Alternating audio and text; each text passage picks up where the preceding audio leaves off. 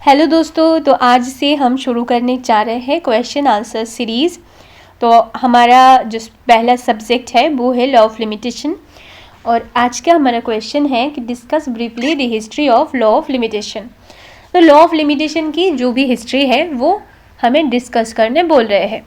तो अभी का हमारा जो लॉ ऑफ लिमिटेशन है वो कौन सी ईयर का एक्ट है? 1963 का। 1963 का एक्ट अभी लागू है, 36 नंबर एक्ट है ना।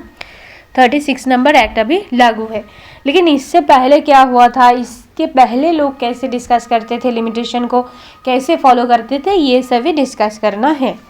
तो देखो कि there was no specific uniform law of limitation.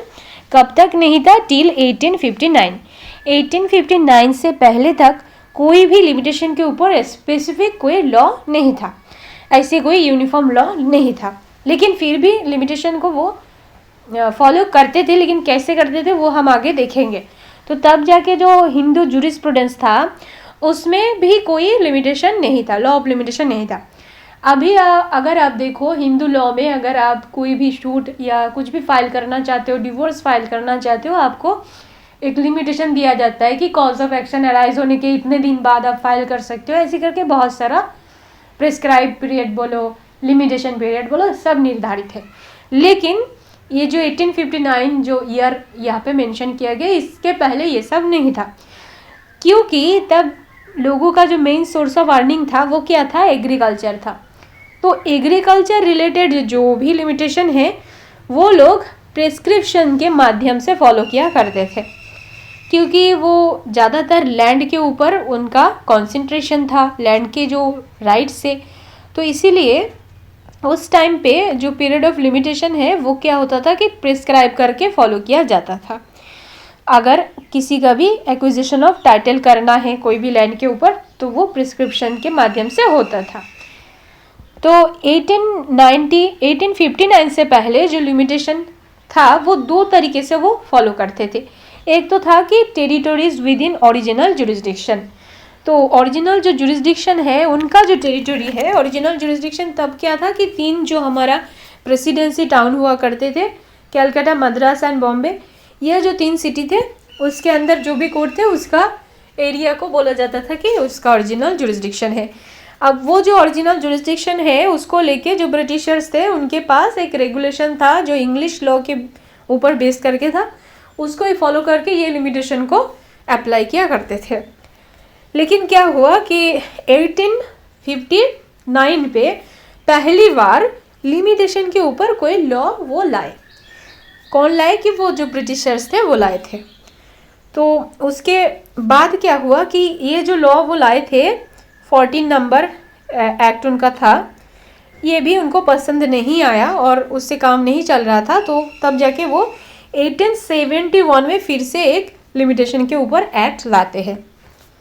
अब ये जो 1871 का जो एक्ट उन्होंने लाया था उसमें किस किस के बारे में लिमिटेशन दिया था? Shoot, appeal and certain application के ऊपर जो भी लिमिटेशन है वो मेंशन, वो सारे प्रोविजन को मेंशन किया था ये जो 1871 का एक्ट है इसमें। मतलब ये थोड़ा अच्छा सा एक्ट बना था जो अगर वो हम कंपेयर करें 1859 के साथ। तो this act also provided for acquisition of easement. इसमें भी ईजमेंट के लिए बहुत सारा प्रोविजन था। Extinguishment of right on land, hereditary office at the determination of certain period.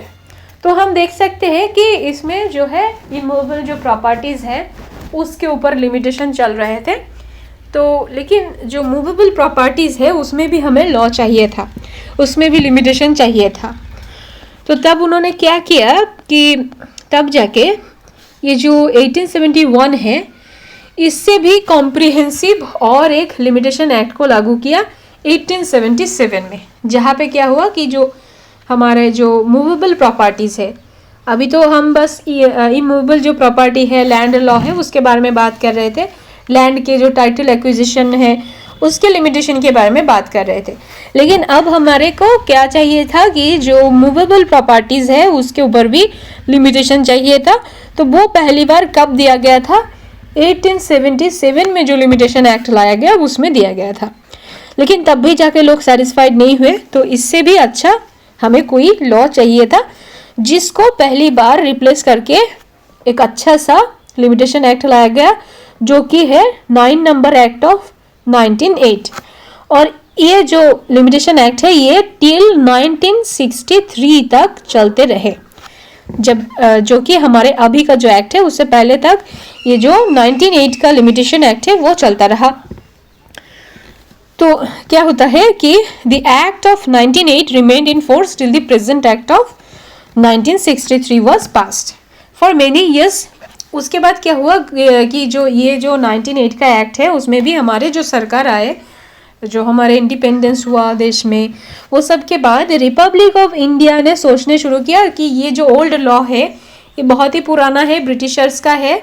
जो लिमिटेशन एक्ट नंबर 9 ऑफ 1908 का है ये बहुत पुराना हो चुका है, अभी के ज़माने में रेलिवेंट कोई हमें लॉ चाहिए, इसको भी अच्छे से मतलब मॉडिफाई करना है। तो क्या हुआ, सम ऑफ द कंट्रोवर्शियल डिस्कशन चला। उसके बाद क्या हुआ, जो लॉ कमीशन है उन्होंने रिकमेंड किया कि ऐसे करके एक लॉ बनाओ, जो कि अभी का जो हमारा 1963 का लिमिटेशन एक्ट है इसको रिकमेंड किया था लॉ कमीशन ने। और उसको लागू करते हैं हम, कब लागू करते हैं, 1 जनवरी 1964 को हम इस लॉ को भी लागू कर देते हैं और अब तक चल रहा है। अगर इसमें भी कभी डिस्प्यूट आ गया, कोई रेलिवेंसी आ गया कभी किसी और ज़माने में 50 साल बाद, तो इसको भी शायद वो मॉडिफाई कर सकते हैं, तब जो भी लेजिस्लेशन होगा, जो भी सरकार चलेगा। तो अभी तो हमारे जो क्वेश्चन का डिमांड है वो 1963 तक है कि इस तक जो हिस्ट्री रहा लिमिटेशन एक्ट का वो डिस्कस कीजिए। तो हम इसी चीज़ को और भी ज़्यादा इलेबोरेट करके ऐसे डिस्कस कर सकते हैं। तो अभी का जो एक्ट है 1963 का, ये प्रेजेंट वाला एक्ट क्या है, थोड़ा यूनिक पीस ऑफ लेजिस्लेशन है, जो कि पुराना जो ओल्ड एज लिमिटेशन एक्ट था वो सबको बहुत अच्छे से मॉडिफाई करके इसको बनाया गया। Several provision for far reaching nature, मतलब कि जो हमारे अभी का डिमांड ऑफ द सिचुएशन है, अभी के ज़माने में जो भी डिमांड है वो सबको ये पूरा करता है, बहुत ज़्यादा कॉम्प्रिहेंसिव है। And give statutory expression to the changes recommended by the law commission, जो लॉ कमीशन के द्वारा रिकमेंड किया गया है वो सब इसमें दिया गया है। It does not contain mayor drafting changes but in many aspect it is a new enactment. आप बोल सकते हो कि इसको इतना ज़्यादा मॉडिफाई कर दिया गया कि ये पूरा एक न्यू एनैक्टमेंट है।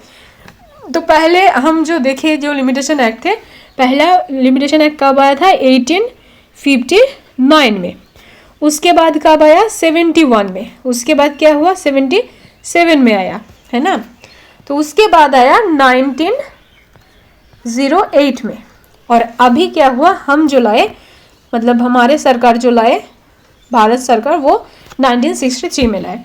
तो 1908 तक जो भी ब्रिटिशर्स लाए थे उसके ऊपर लिमिटेशन चल रहा था, लेकिन इसको इतना ज़्यादा मॉडिफाई करके एकदम न्यू एनैक्टमेंट किया गया 1963 में। और जहाँ पे सारे एस्पेक्ट को कवर किया गया, चाहे वो टॉर्ट के कोई भी डिस्प्यूट हो, चाहे वो पर्सनल लॉ पे हो, चाहे वो क्रिमिनल लॉ पे हो, चाहे वो क्रिमिनल लॉ पे तो खैर कोई अलग सा उनके एक्ट में अंदर ही है कि लिमिटेशन दिया गया है, लेकिन लिमिटेशन में ज़्यादातर हम देख सकते हैं कि सिविल लॉ को कवर किया गया है।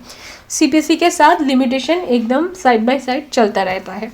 तो हम देख सकते हैं कि हिस्ट्री जो है ऐसे ही चल रहा है। कॉन्सिक्वेंस हम पहले डिस्कस कर सकते हैं। पहला आता है कि जूरिस्प्रूडेंस, जो कि हमारा हिंदू जूरिस्प्रूडेंस था हमारे देश में।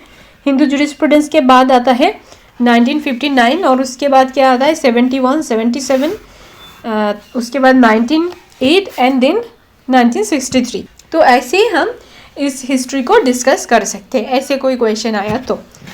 चलिए, तो मिलते हैं अगले क्वेश्चन को लेके डिस्कस करते हैं, ठीक है।